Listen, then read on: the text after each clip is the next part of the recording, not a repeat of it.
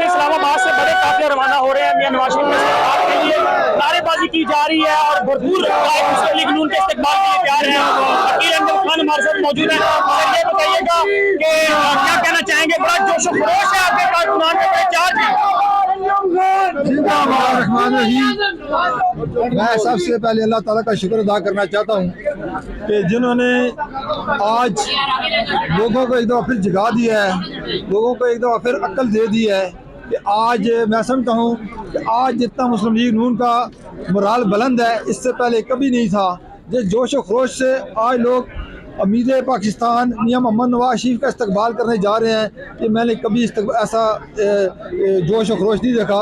मैं उम्मीद करता हूं कि इंशाअल्लाह मियां मोहम्मद नवाज शरीफ साहब के आने से जो मायूसी पाकिस्तान में छाई हुई थी, आज वो मायूसी इंशाअल्लाह ख़त्म होगी। अब लोगों की पूरी उम्मीद है कि वो जो खुशी, वो जो तरक्की हमसे 2018 में जो 2017 में छीनी गई थी, इंशाअल्लाह वो दोबारा इनसे खुशी भी बहाल होगी। पाकिस्तान की तरक्की भी इंशाअल्लाह दोबारा शुरू होगी और पाकिस्तान एक दफ़ा फिर दुनिया में अपना नाम रोशन करेगा। लोगों का जोश जज्बा आप देख रहे हैं कि जिस तरह नारेबाजी की जा रही है और कहा जा रहा है कि मियां नवाज शरीफ के इस्तकबाल के लिए जा रहे हैं और 2017 वाला पाकिस्तान दोबारा बहाल किया जाएगा। इस तरफ अगर आपको मेरा कैमरामैन दिखाए तो एक बड़ी तादाद है, बसों में लोग सवार हैं, गाड़ियों में सवार हैं, झंडे अपनी पार्टी के हाथों में हैं, नारेबाजी की जा रही है। और ख़ास तौर पे जो G10 का और जितना भी ये इलाका था, जितने जो कारकुनान यहाँ से रवाना हो रहे हैं, उनके नाश्ते के लिए भी भरपूर इंतजाम किया गया था। उनकी खातर तवाज़ो की गई थी हलवा पूड़ी के साथ, नान चने के साथ और पाए के साथ।